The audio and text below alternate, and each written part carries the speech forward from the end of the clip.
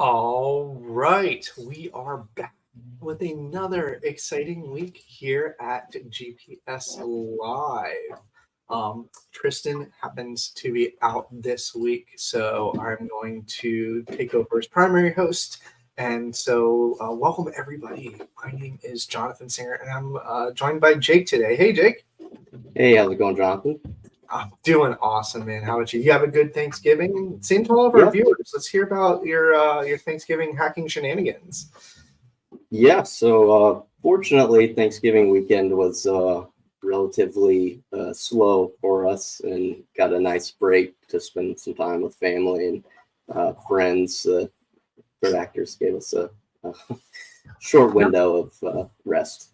That's awesome. Yeah. Well, hopefully everybody out there who's tuning in live and also maybe watching this again in the future, we'd love to hear your comments. We love the interaction.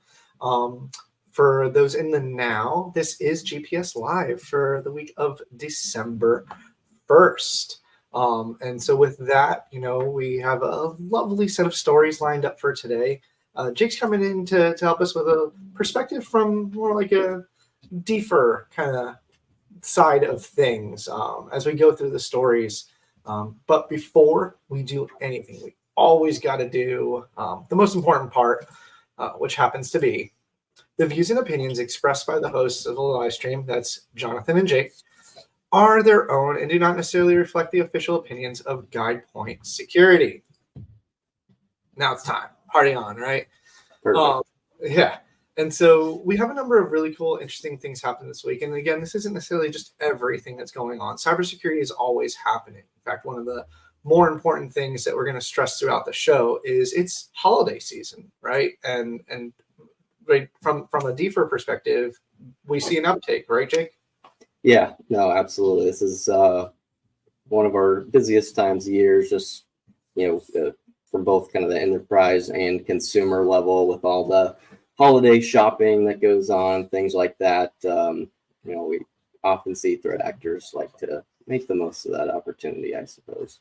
Yeah, no, it looks like the Americans are away from their computer. Let's take advantage. But to kind of kick off our first story, then, how about a pretty cool tool coming to us from Google called RETVEC, which stands for the Resilient, Efficient Text Vectorizer, aimed at helping make Gmail, in my opinion, even better than it already is at stopping spam and malicious emails. I thought this is a very cool project. It's also posted on GitHub, which opens it up to a lot of folks using kind of like tensor processing units. But Jake, what are you seeing about this new tool that's coming out from Google? Yeah, absolutely. So, I mean, from my opinion, anything that contributes to the advancement of spam filtering in general is a good thing, just because the amount of attacks that we see that kind of originate with phishing and social engineering specifically is the most prominent, and has been for a while, and probably will be for the foreseeable future. But yeah, no, so it's great to see that they're making strides kind of from that perspective. It seems like, as far as the improvements that it's making, like from the baseline, like increase of 38%, and even the reduction of false positives and things like that. Awesome to see. That's really, it's interesting you mentioned that, right? Because what we're seeing in a legacy approach, things like Gmail, things like YouTube, what's happening is they're doing like basic text classification models, right? To spot the easy stuff. Hey, Bitcoin scam this. Hey, inappropriate comment that. A number of things. Hey, hit me up on Telegram to join our latest pump and dump. And so a lot of that stuff often can be identified just right out of keywords. But these threat actors are getting clever, right? They're using a range of what we call homoglyphs, or letters that are like Cyrillic, an A with the different symbols or different shapes, or keyword stuffing, or even invisible characters.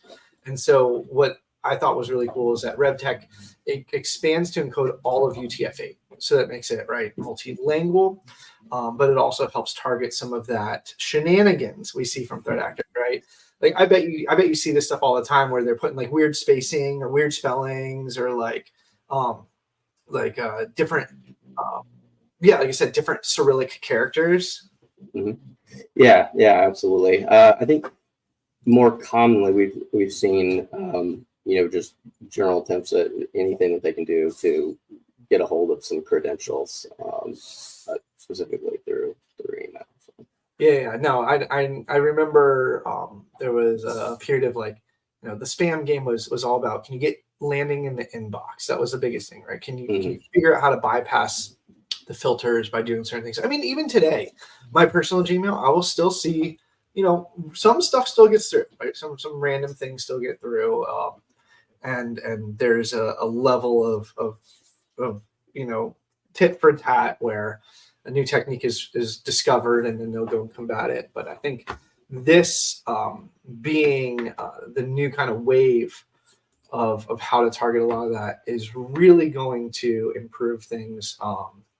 And so definitely a great tool in my opinion. And for those watching, right, here's a great opportunity. Do you still get spam in your Gmail accounts? Because I think, right, I've still seen a couple. It's not many, just very few, but I would like to see it go to none. And maybe this will help us get there. Other than that, they, like I said, it can also be found on GitHub. The article, particularly that we're reading from here, is coming to us from the Hacker News. And anybody who's like a developer already, if you're familiar with things like TensorFlow, this may be right up your alley as far as reviewing the source code and how you could leverage this kind of tool set to review your data and make a determination. Did you I was reading through it. Did you get a chance to test out the demo? I have not. I haven't had the opportunity to test it out quite yet. Yeah, there's a RetVec demo that was in the top of the article, and it basically you throw in a bunch of misspellings and leet speak, right, for those Uber hackers out there, and it's still able to ultimately determine what is the emotional context of what you're trying to say. And their demo was, I enjoy having a good ice cream. But it does not say that from face value. It is a very weird looking string of text to try to bypass the security. But yeah, no, definitely really interesting stuff. To kind of, one of the things we're known for here on our show, by the way, Jake, is our terrible segues. And for this latest segue, we'll kind of go from stopping spam to arresting baddies. But I wanted to feature an article coming to us out of Europol regarding an international takedown of a ransomware group coming to us out of Ukraine. And so I thought this was an interesting story because there's still, conflicts in Ukraine right now that are happening, and ransomware still seems to be running rampant. What did you kind of see from this article? Yeah, no, I thought it was super interesting, and this I think was kind of my personal favorite of the topics today. So I guess it was about a week or so ago on the 21st, they were able to get a hold of 5 individuals in Ukraine and place them under arrest. I guess the investigation that they've been conducting has actually been going on for several years now. And these most recent arrests were related to some arrests that were made earlier, I think in October of 2021. Don't quote me on the month. But yeah, they okay, perfect. But they arrested 12 people at that time, and they used the data and the devices that were seized during those arrests to identify, the suspects that were just recently placed under arrest.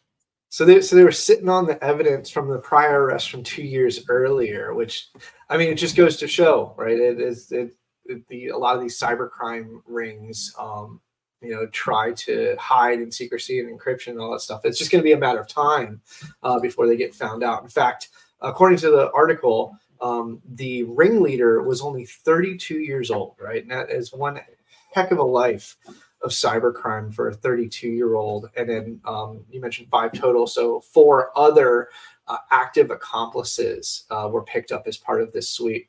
And this, like I said, was an international adventure in the sense that investigators from Norway, France, Germany, here in the U.S. Were all deployed to Kyiv over in Ukraine and participated with the Ukrainian National Police on this investigation.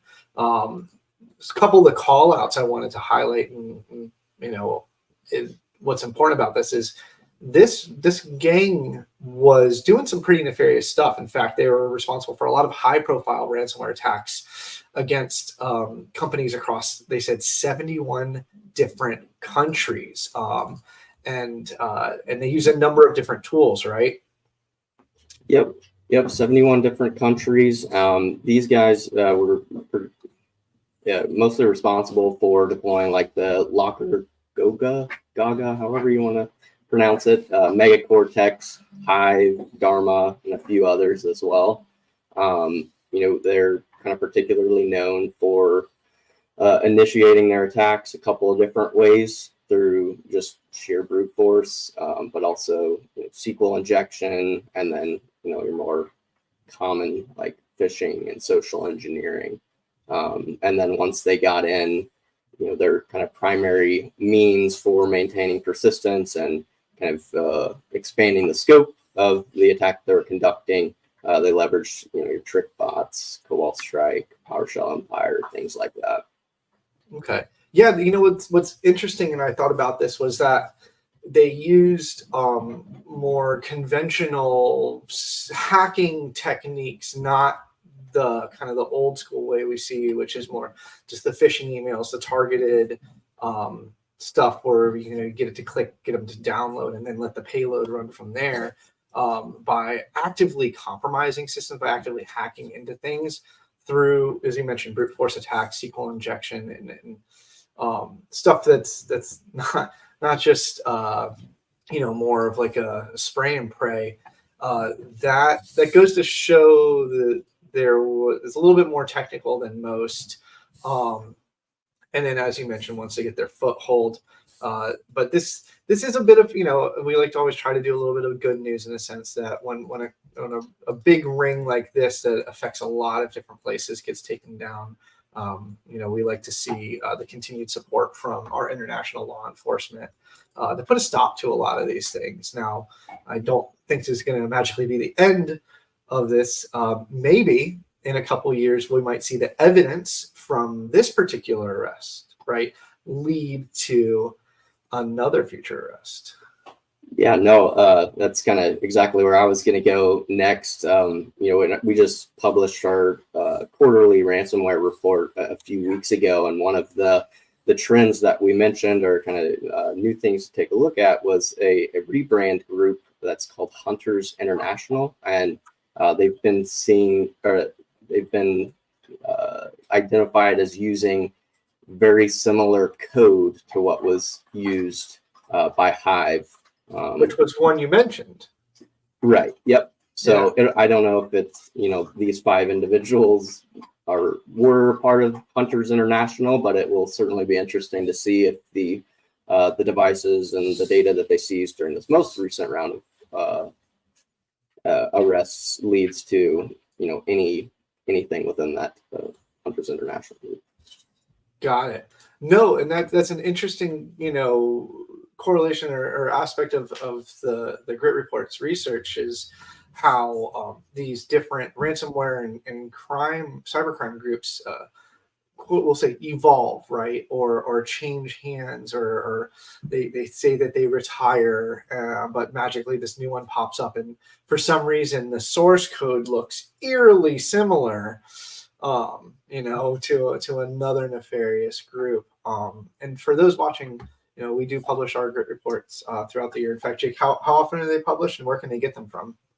Yeah, so we put one out per month. We also do one per quarter and one annually. Awesome. And I think they're available on our corporate website, if I'm not mistaken. Over on our blog. There it is. Love it. All right.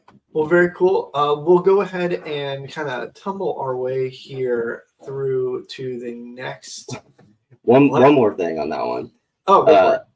So I don't know how the previous 12 arrests in 2021 went down, but I did watch a video on YouTube earlier this week, and the authorities that conducted the most recent round of arrests have both body cam and drone footage of them kind of, getting into their homes and stealing devices. And then there's even one that tries to make an escape from the roof. And I'll just say he wasn't too happy after he had known he had been caught. But I can imagine. So that's actually really interesting that you bring that up, how we're now recording and potentially, televising, right, or YouTubing a lot of these arrests of cyber criminals.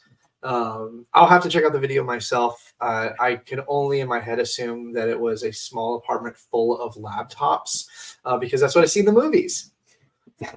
Yeah, you're pretty close. Okay.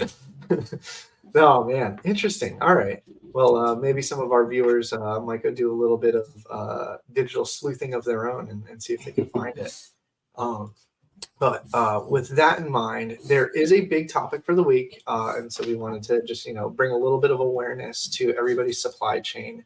And remember that in the latest update of the Okta breach, it has been determined that a threat actor ran and downloaded a particular report that contains the names and emails of all Okta customer support system users. And so this is just a bit of awareness for all of our viewers out there to keep an eye on everything that you're integrating with and all of your supply chain things. One of the things that we want to, harp on is that there are a number of different best practices and, certain recommendations coming from both Okta and, our cybersecurity experts ourselves. So we want to take a moment and kind of run down a couple of those for our viewers. The first one being multi-factor authentication. I use a number of different MFA things. I believe, my phone has facial scan. I've got biometrics. I even use hardware keys from a number of different vendors. Jake, what do you good MFA goes a long way, right? Oh yeah, I think I've got more multi-factor authentication apps installed on my phone than anything else. So. Yeah. But the key here is there's three main things: something you are, something you have, something you know, and something you are. And you want to do at least two of those. So the next good tip coming is admin session binding. And we were talking a little bit before the show about how if you log in somewhere, that's great. But if suddenly that session appears at a different ASN or a different IP range, you need to re-authenticate all over again because sessions are stolen, right? Yeah, absolutely. So that's definitely, sorry, I was looking to the next one. Sure, go for it. Yeah, no, always good thing to see, especially with as much as we see token theft of sessions and stuff like that. So, yeah, great feature to have. You want to call out our next tip regarding admin session timeout?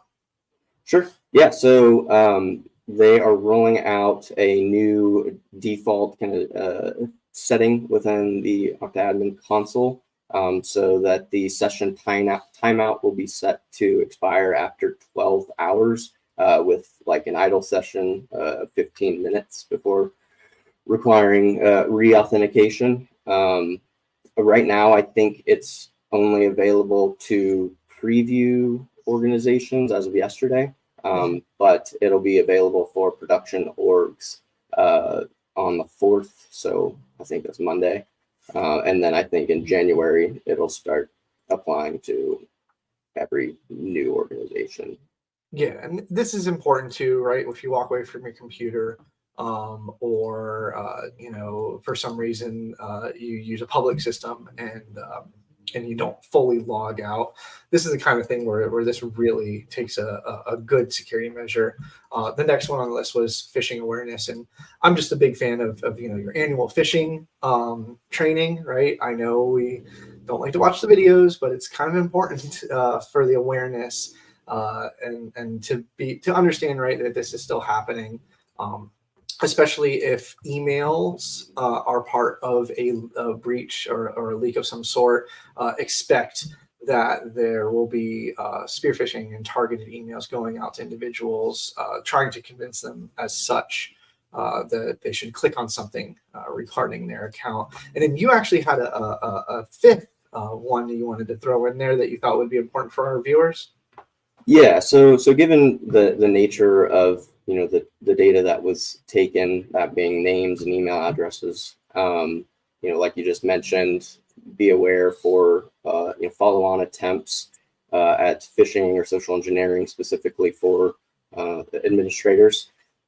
But one thing that we recommend all of the time is just double check the logging that you've got going on, making sure that you're capturing all the appropriate events and that you've got kind of appropriate severities assigned to certain types of events, and that they're either being retained, stored, or forwarded somewhere for as long as possible. And the unfortunate circumstances that something does happen, there will be more evidence to analyze and kind of track down how it happened and kind of the overall scope of what might have taken place.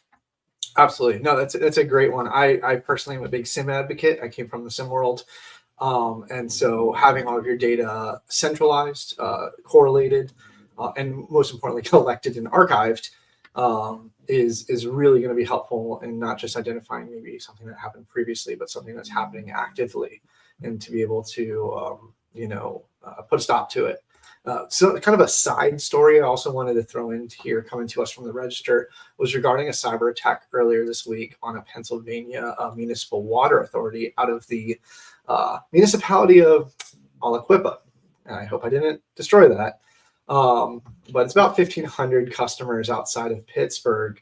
And just kind of reading from the article, they're talking about how they compromised a system of SCADAs and PLCs, in fact, that were potentially exposed to the internet and then taken over, right? Were there any particular technical details that popped out at you? Yeah, a few of them. So these devices, as they come out of the box, their default password is 1111. So you haven't changed the default password and you're currently leveraging them within your OT environment, definitely want to take a look and make sure that has since been changed. And then, unfortunately, in this circumstance, it sounds like it was exposed to the internet. So if there's an opportunity to not making it accessible to the internet, that's obviously the kind of best way to go. But understand that that's not always feasible. So if it does require remote access, just make sure that you're leveraging a VPN, multi-factor authentication, increased password complexity, and things like that to do everything that you can to prevent potential compromise. And also, I think these devices use the default ports TCP 20256. So if it's feasible to change the access gateway for those devices, that would be another recommendation as well. Yeah, I kind of did take a peek on Shodan, and that IP was all over the internet. Not encouraging, but just saying. Some good news out of it, though, is that the Water Authority immediately took the system offline after identifying that it was compromised. And again, this isn't a ransomware. This is more of a direct attack. an intrusion by some miscreants to the SCADA system itself. And so manual operations were set up. Good job on BCDR.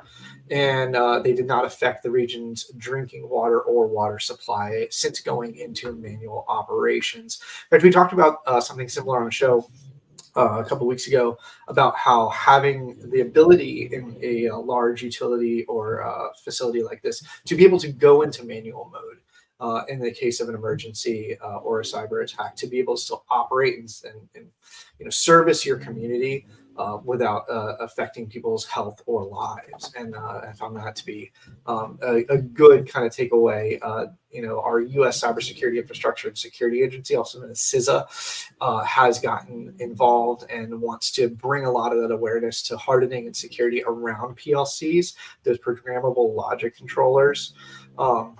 Especially when it comes to water supply infrastructure in this case. So it is kind of a big deal. Last kind of main story to wrap us up, and then we'll kind of also leave you with some good tips, is talking about going from things getting hacked to, let's just call them your deep, dark secrets. Coming to us from TechCrunch is WhatsApp rolling out an additional layer of security called secret codes. Now, earlier this year, they rolled out locked chats, but you kind of had a little bit of a take on this additional secret codes thing, right? Yeah, so I think previously they were just kind of displayed in a folder, which made it a little bit obvious that they were there. It kind of looks bad when you have a folder in your chat log that says like locked chats. Like, don't open this, not secret information. Yeah. Yeah, like you said, from a consumer level, I don't see quite as much reason to have a feature like this, but can definitely understand the benefits to like an enterprise wide use case. It sounds like the feature, you can use like letters, numbers, special characters, obviously, but I read that you can also include emojis as part of the secret code, which I thought was kind of interesting. That's and there's cool, not like right, and there's not like a real obvious way to enter it. You actually enter it into like the search bar, which then prompts you to accessing those locked chats. So it's like hidden secret stuff, secrets. Right. Yeah.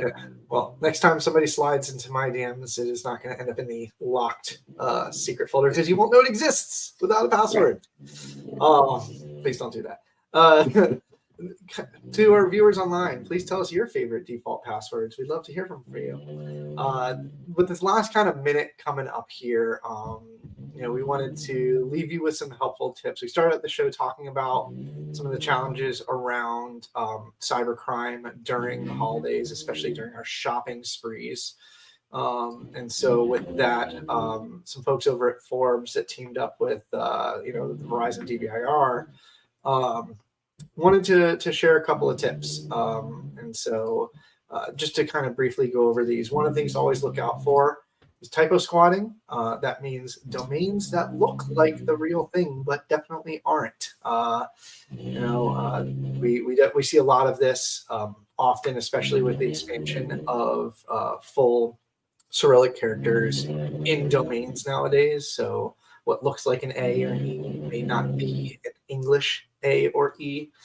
So keeping an eye out for stuff like that. Make sure that you're buying from the appropriate website, not from somewhere else, because you'll be giving your credit card to a potential bad person. One of the other things coming out was social engineering. You want to share some security tips around social engineering for us? Yeah, kind of along the similar lines. From a consumer level, with all the holiday shopping that goes on, making sure that accessing and purchasing items from reliable and legitimate websites. But even at the enterprise level, there are services and tools out there that you can do as an organization to monitor for these types of domains and whether they exist, to see if there's threat actors out there that are kind of trying to imitate your organization to take advantage of potential customers or partners or whomever. So from kind of an enterprise perspective, there's just some steps that you could take as well. Yeah, help be a good defense for your customers by helping them, get to the right place and make their purchases for the holidays. I told you I was going to put you on the spot for your one fun community security tool tip. Mine is to pick up the phone and call somebody. By that I mean, whenever you see a financial transaction request via an email, even if it's from a coworker, call it in and validate it. If you've bought in a house at all in the last couple of years, if you're involved in accounts payable, you'll know that doing, bank transfers, wire transfers, ACH, stuff like that is going to be a regular thing. And threat actors are actively listening, watching, and intercepting these emails, and will butt in and say, by the way, I changed the account number last minute. Sorry, please send the funds here instead. And we've seen a lot of financial losses in that direction. So just call the person and make sure it's legit. All right, here's your turn. Jake, what is your fun cyber tip for the community? Fun, yeah, we'll call it fun. So mine is, I would say, be vigilant when it comes to just, your authentication hygiene. Try not to reuse passwords. I know that's a convenient thing for everyone to do. Try not to do it. Make sure that there's something complex to and inclusive of numbers, letters, characters, whatever you can use, and then making sure, even if it is just like a consumer level, have some form of multi-factor authentication. Fortunately, we've seen a lot more applications requiring that to even register your account. But even when there's instances where it doesn't force you to, if it offers you the opportunity to, I would say definitely make sure that you've got MFA in place. I love it. That's great. Entropy is king, and MFA will take you a step further. With that, it has been another wonderful week here at GPS Live for the week of December 1st, 2023. For those, again, watching live online, we thank you for tuning in. Those in the future, you can still leave us a comment. We read them, even when you leave it to us months, years later. We love this stuff. But with that, my name is Jonathan Singer, and I want to thank you. And I have Jake Plant. Appreciate you having me today, and happy holidays, everybody. Everybody enjoy. Thank you so much.